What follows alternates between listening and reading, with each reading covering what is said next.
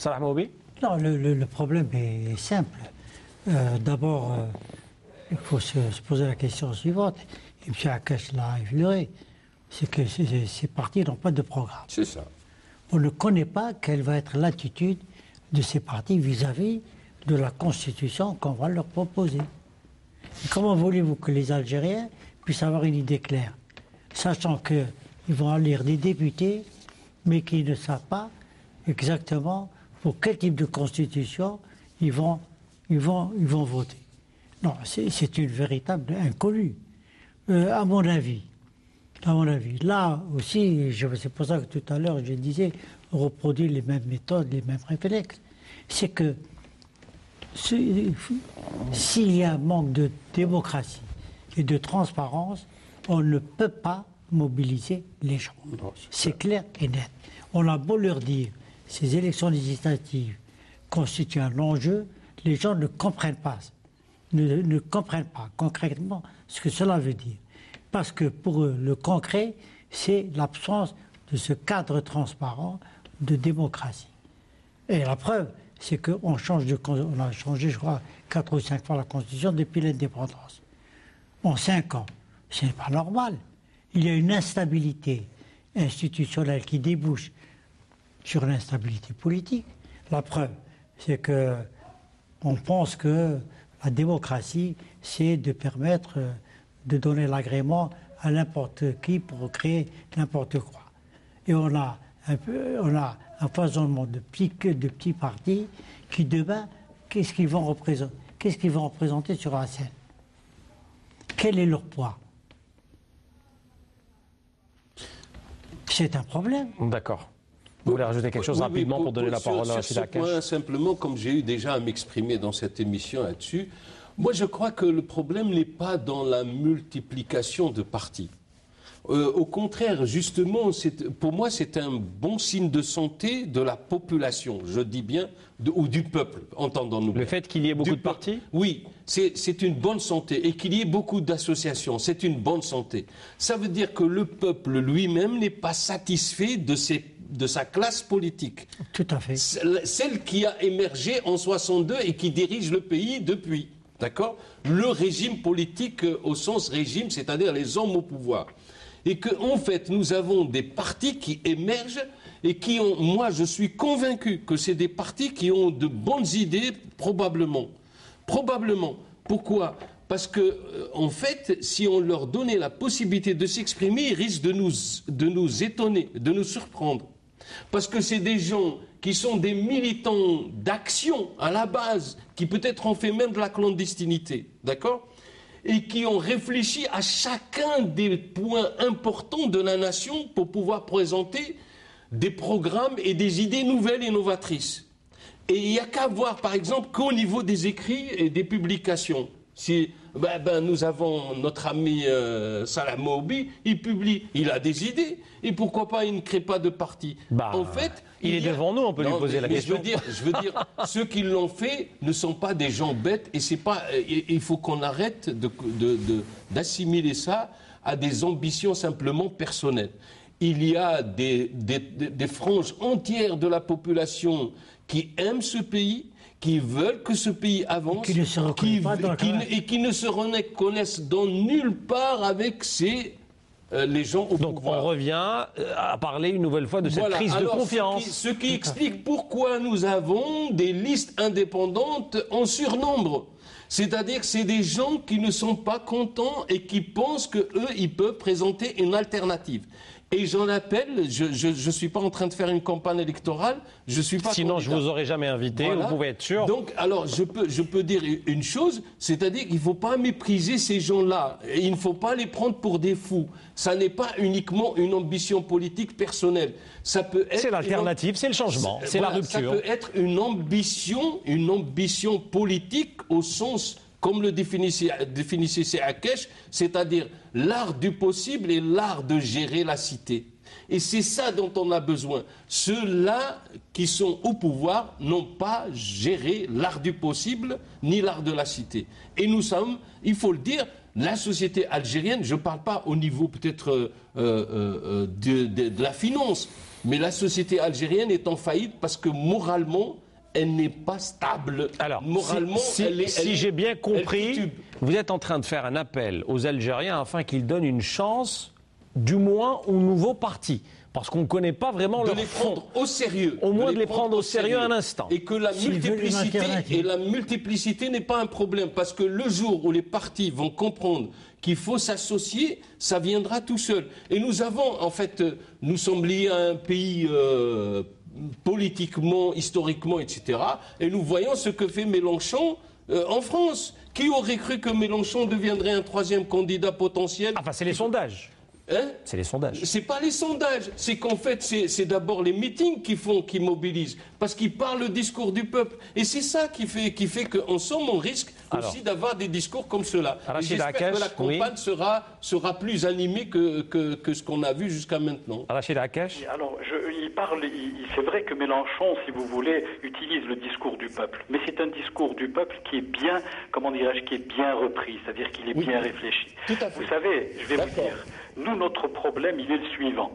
Et à partir du moment où on fait de la politique, à partir du moment où on considère qu'on est représentant de parti, il faut bien, une fois pour toutes, n'est-ce pas, mettre en valeur d'une part son expérience et deuxièmement sa capacité d'analyse. C'est-à-dire il suffit pas de rester au niveau factuel. Parce que même quand les partis vous présentent des programmes, c'est quoi comme programme? Il n'y a rien. Ce sont des éléments qu'on aligne comme ça. Oui. Mais si vous permettez, je voudrais revenir à des éléments qui me semblent importants. Vous savez, cette législative, elle a deux enjeux. Le premier enjeu qui a été évoqué donc par nos amis, c'est bien sûr la Constitution, la constituante, le référendum, etc.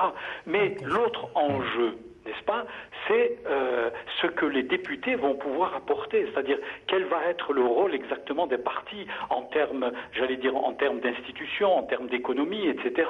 Et ça, c'est quand même extrêmement important. Alors, mais je voudrais quand même rappeler aussi autre chose. Comme ça, à la cantonade, je dirais, contrairement à ce que les gens croient, ça n'est pas l'État qui fait la société, c'est la société qui fait l'État. Alors, il y a ça, et puis vous avez autre chose concernant les partis. Et là, si vous voulez, je ne veux pas donner de réponse définitive. Je préfère, si vous voulez, proposer une interrogation parce qu'elle est plus percutante. Est-ce que c'est le militant qui fait la structure ou c'est la structure qui fait le militant? Or, malheureusement, il se trouve que dans bon nombre de cas, c'est souvent les structures qui font les militants. Alors que, et vous l'avez vu d'ailleurs, s'il y a des partis qui ont effectivement réussi en leur temps, c'est parce que les éléments étaient véritablement des militants.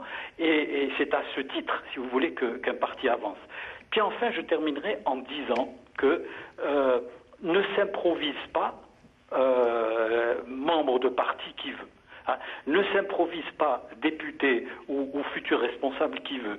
S'il n'a pas accumulé une expérience, et quand je dis expérience, ça ne veut pas dire simplement avoir passé son temps dans des réunions, dans des assemblées, c'est parce que c'est après avoir travaillé. Parce que là aussi, je mets au défi le nombre de... Il en existe certainement, attention, mais je mets au défi, si je prends n'importe quel membre d'un parti quelconque, je le mets au défi de me dire quels sont les travaux qu'il a pu faire, sur quoi il a pu réfléchir, quel regard il porte sur la société, parce qu'en fait c'est ça, faire de la politique, ça n'est pas c'est pas une espèce d'action et de réaction. Faire de la politique, c'est d'abord avoir une vision soi-même. Et si on n'a pas cette vision, eh bien, la politique, ça veut absolument rien dire. Très bien. Alors, peut-être réaction en 30 secondes avant de passer au contexte international. Juste parce que c'est Akash posait la question, que va faire ce député, etc. Moi, je pense qu'il ne va rien faire. Il va faire comme a fait son prédécesseur, c'est-à-dire le sortant. Étant donné que nous sommes dans un régime semi-présidentiel, pour le moment, c'est l'exécutif qui prend l'initiative de la loi. Et c'est le Parlement qui avalise simplement. Donc le Parlement est complètement éliminé dans ses prérogatives législatives. Donc, puisque nous allons proposer une réforme constitutionnelle, j'en appelle à la sagesse pour que l'on opte pour le régime présidentiel définitivement. C'est-à-dire où nous avons deux légitimités populaires par le plébiscite.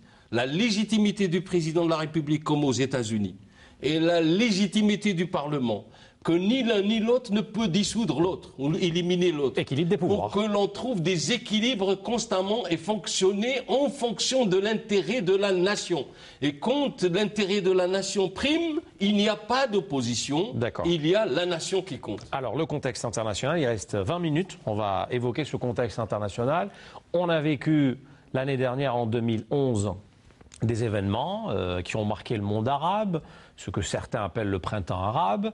Alors, que ces législatives en 2012 interviennent après cette fameuse année 2011. Est-ce que ça change la donne?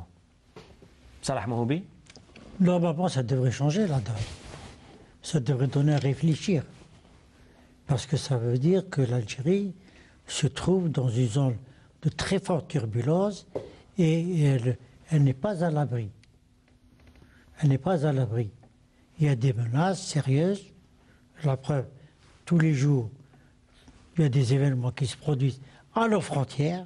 Vous prenez pratiquement tous les pays qui entourent l'Algérie, Tunisie, Libye, Maroc et au sud Mali. Eh ben oui. C'est en perpétuel changement. Tout à fait. Alors, il reste que notre pays. Oui, mais cette on prend la carte géographique. Oui, mais cette fois-ci, ce sont des changements d'une gravité exceptionnelle qui touchent à l'intégrité des pays.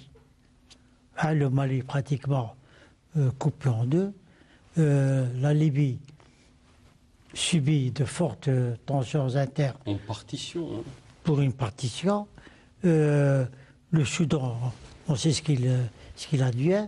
Et l'Algérie se trouve, je dirais, au cœur d'une zone particulièrement menacée. Et donc, bien entendu, normalement, ces législatives devraient inciter les gens à plus de sagesse et de perspicacité. Parce qu'il ne faut pas croire que nous pouvons échapper à ces turbulences en restant passifs. Malheureusement, ce n'est plus le cas. Et pour cela, à mon avis, il n'y a pas 36 solutions. Première solution, c'est de construire un État solide, un État de droit, où la démocratie n'est pas un vain mot. Et deuxièmement, qu'il y ait un consensus national autour des questions fondamentales. Et ce consensus ne peut être obtenu que si nous cessons de tricher avec nous-mêmes. C'est-à-dire que les élections doivent permettre l'émergence d'une nouvelle classe politique, d'une classe plus consciente des enjeux et des défis qui se posent au pays. L'Algérie est un pays fragile, vulnérable. Vous vous rendez compte, nous sommes en 2012, nous ne dépendons que d'une seule matière première pour notre survie. Ce n'est pas normal. Où est l'indépendance nationale? Nous n'assurons même pas un minimum en matière de sécurité alimentaire. Nous sommes vraiment un pays vulnérable. À côté de cela, nous avons des problèmes que nous n'avons pas résolus depuis 1962. Nos amis l'ont abordé et je partage tout à fait ce point de vue. Nous n'avons pas résolu le problème du pouvoir en Algérie. C'est ça. Le pouvoir doit appartenir au peuple. C'est ça. Et non pas à des forces occultes. C'est-à-dire que le peuple est souverain à partir de ce moment-là, si toutes ces conditions sont réunies. Mais vous pouvez affronter toutes les turbulences. Vous pouvez affronter toutes les turbulences. Aujourd'hui, l'Algérie, il faut que les Algériens le sachent, notre pays se trouve dans une position très difficile, très très difficile, et non seulement nous devons être vigilants, mais nous devons avoir une vue de notre avenir qui soit claire, sans ambiguïté. D'abord, nous sommes dans une région, et chacun le constate, elle est encore loin d'être stable. Poudrière. Absolument. C'est une poudrière. Il faudrait que l'Algérie s'affirme dans cette région comme étant la puissance dominante pour que l'on sache que rien ne peut se faire contre elle et sans elle.